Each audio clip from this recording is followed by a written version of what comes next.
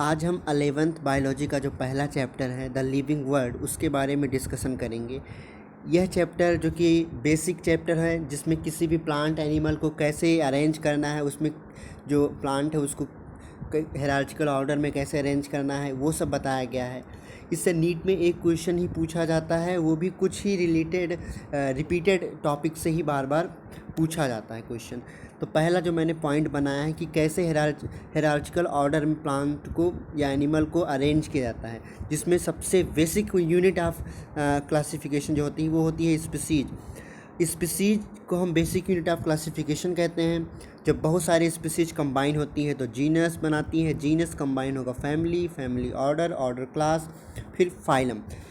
Plant और animal में हम बात करें तो फाइलम टर्म यूज होता है एनिमल के लिए, जैसे phylum arthropoda, Annelida. Division term use होता है प्लांट के लिए। इसमें एक ट्रिक है कि एक क्वेश्चन ये भी पूछ लेता है कि arrange the following on behalf of the ascending descending order. तो उसमें आपको तरीका याद होना चाहिए कि कैसे हम बेसिकली इस हायरार्चिकल ऑर्डर को अरेंज किया गया है। इस पूरे अरेंजमेंट में हम स्टार्ट करते हैं, मतलब तरीका है याद करने का, PCO में फंगस, तो PCOFGS। तो इसमें P for phylum, C for class, order और वगैरह वगैरह जो दिया गया है। फिर दूसरा जो इसमें पूछा जाता है कि सफिक्स किस में यूज होता है किस में नहीं। तो यहाँ पे अगर हम बात करें जीनस स्पीसीज में कोई भी सफिक्स यूज नहीं होता है। जब उसका नाम, सफिक्स क्या होता है, जब किसी का नाम लिखा जाए तो आखिरी में एक स्पेसिफिक टर्म लगातार यूज होता है उस पार्टिकुलर कैटेगरी के लिए, तो उसको हम सफिक्स कहते हैं। जैसे फैमिली के लिए सफिक्स होता है ACE, क्लोरोफाइसी जैसे वगैरह वगैरह हो गया, उसमें ACE एक सफिक्स है। ऑर्डर में एलीज यूज होता है। क्लास में ऑप्सीडा जैसे क्लोरोप्सीडा, ब्रायोप्सीडा, ये सब क्लास में यूज होता है। फाइसी, क्लोरोफाइसी, फ्योफाइसी, ये सब सफिक्स यूज होता है। तो जीनस स्पीसीज में कोई भी सफिक्स नहीं होता, बाकी इनमें सफिक्स का यूज किया जाता है। उसके बाद अगर हम बात करें दूसरा पॉइंट जो पूछा जाता है, उसमें जो बेसिकली पहला ही पॉइंट है NCERT का कि क्राइटेरिया ऑफ लिविंग क्या है, कैसे आप कहेंगे कि कोई चीज़ लिविंग है या डेथ है। तो उसमें क्या है कि रिप्रोडक्शन और ग्रोथ को नॉन लिविंग मतलब लिविंग कैरेक्टरिस्टिक नहीं माना गया है। क्योंकि रिप्रोडक्शन की बात करें तो कुछ ऐसे एनिमल हैं जो कि रिप्रोड्यूस नहीं करते हैं फिर भी वो लिविंग हैं, जैसे कि म्यूल हो गया आपका, मेल हनी वी हो गया, तो वो रिप्रोडक्शन नहीं करते हैं फिर भी वो लिविंग है, तो ये तो कोई क्राइटेरिया हुआ नहीं। दूसरा ग्रोथ, ग्रोथ की बात करें अगर ग्रोथ एक्सटर्नल होता है तो उसको लिविंग नहीं माना जाता, क्योंकि जो पत्थर वगैरह होते हैं, ब्लंडर्स होते हैं और माउंटेन्स होते हैं, उनमें भी ग्रोथ होता है, लेकिन वो ग्रोथ एक्सटर्नल होता है। और अगर लिविंग ग्रोथ की बात करें वो इंटरनल होगा और वो परमानेंट होगा। तो चूंकि ये दोनों ही लिविंग नॉन लिविंग दोनों ही ग्रोथ शो करते हैं, तो ये भी क्राइटेरिया ऑफ लिविंग नहीं है। तीसरा है, मतलब जो लिविंग क्राइटेरिया है मेटाबॉलिज्म है। कोई भी एनिमल होगा लिविंग, उसमें मेटाबॉलिज्म जरूर होगा। मेटाबॉलिक रिएक्शन ये होता है जिसमें कोई एक सबस्ट्रेट दूसरे सबस्ट्रेट में चेंज होता है depend on the requirement of the particular substance.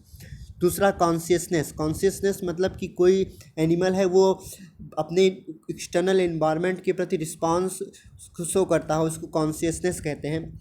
अब ह्यूमन की बात करें वो ज़्यादा एडवांस होता है, जहाँ पे होता है सेल्फ कॉन्शियसनेस, एक स्पेसिफिक कैरेक्टर होता है ह्यूमन का। एक क्वेश्चन भी पूछा गया है NCERT में कि एक इंसान है जो कि कोमा में है, उसमें मशीनरी सिस्टम पे रखा हुआ है, ना ही उसका ब्रेन चल रहा है, वो लिविंग है या नॉन लिविंग है, तो उसको लिविंग माना गया है। इसका मतलब ये हुआ कि सेल्फ कॉन्शियसनेस कोई लिविंग क्राइटेरिया नहीं है। फिर उसके बाद हम तीसरा पॉइंट जो इसमें है उसमें मैंने IUPAC नेमिंग रखा है, जो कि इससे क्वेश्चन पूछे जाते हैं। पहला पॉइंट ये है कि IUPAC नेमिंग में जो पहला वर्ड होता है जीनस, दूसरा होता है स्पीसीज। जीनस की बात करें, जीनस का पहला लेटर होता है कैपिटल में और स्पीसीज का पहला लेटर स्मॉल में होता है। दूसरा पॉइंट मैंने रखा है कि ये लैटिन लैंग्वेज में होता है और इटैलिक में लिखा जाता है।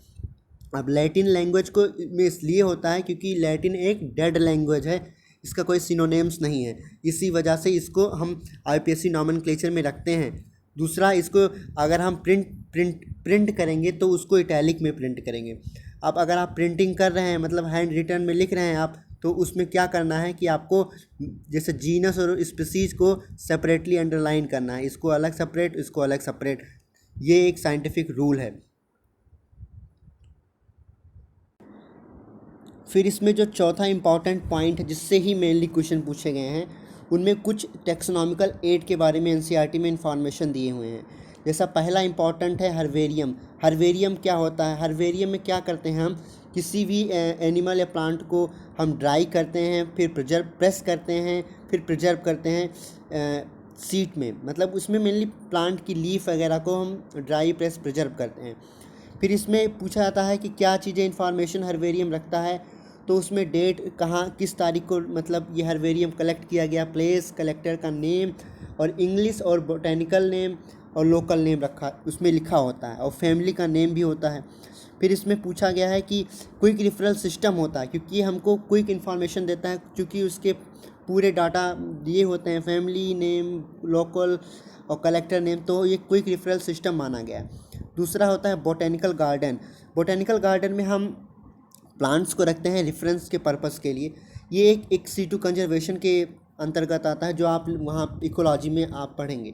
फिर उसके बाद कुछ फेमस बोटेनिकल गार्डन के बारे में दिया गया है, जैसे एक क्यू है। क्यू एक फेमस बोटेनिकल गार्डन इंग्लैंड में है, जिसमें अगर हम ज़्यादा डीप में जाएं तो उसमें जो अरेंजमेंट है वो प्लांट एंड एनिमल का जो natural system of classification Bentham and Hooker जो दिया था, वो क्यू मतलब इंग्लैंड में ही वो रहते थे, और उन्होंने basically natural system of classification दिया था।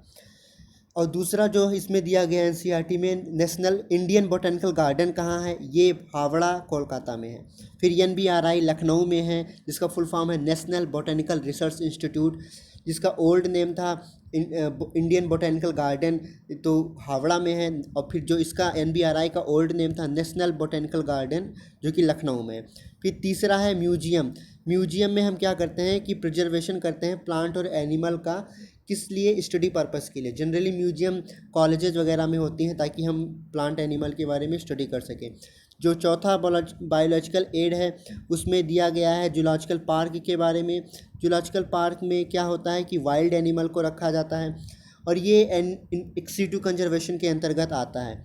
उसके बाद यहाँ पे कुछ और टर्म है, जैसे कि की हो गया। कि फर्स्ट ऑफ ऑल ये एक सिमिलरिटी और डिससिमिलरिटी पे आधारित होता है, जिसमें कॉन्ट्रास्टिंग कैरेक्टर के आधार पे एक को हम सिलेक्ट करते हैं और दूसरे को रिजेक्ट करते हैं। इस और की बात करें, कॉन्ट्रास्टिंग कैरेक्टर को हम एक टर्म यहाँ दिया गया है कपलेट कहते हैं, और उसके स्टेटमेंट को, जो की का हर एक स्टेटमेंट होता है, उसको लेट कहते हैं। और ये एक एनालिटिकल होता है, मतलब की को हम देख कर उसमें हम एनालाइज कर सकते हैं कि क्या नेचर है एनिमल या प्लांट का। फिर फ्लोरा के बारे में दिया गया है। फ्लोरा जो कि प्लांट से रिलेटेड है, जो कि प्लांट के एक्चुअल हैबिटेट के बारे में और उसके डिस्ट्रीब्यूशंस के बारे में इंफॉर्मेशन रखता है। अब हम बात कर रहे हैं कि फाउना भी एक होता है। फाउना में एनिमल के बारे में हम इंफॉर्मेशन प्राप्त करते हैं। फिर एक होता है जो टर्म दिया गया है मैनुअल्स। मैनुअल्स क्या है कि वो एक स्पीसीज के बारे में इंफॉर्मेशन देगा, किसी पार्टिकुलर एरिया में जो प्लांट का स्पीसीज होगा उसके बारे में इंफॉर्मेशन देगा। एक होता है मोनोग्राफ होता है। मोनोग्राफ किसी एक टेक्सॉन के बारे में देगा, चाहे जीनस, चाहे स्पीसीज, चाहे क्लास। फिर एक और जो होता है एनसीईआरटी में नहीं दिया गया है, लेकिन वो पूछा गया है क्वेश्चन, कैटालॉग कहते हैं उसको।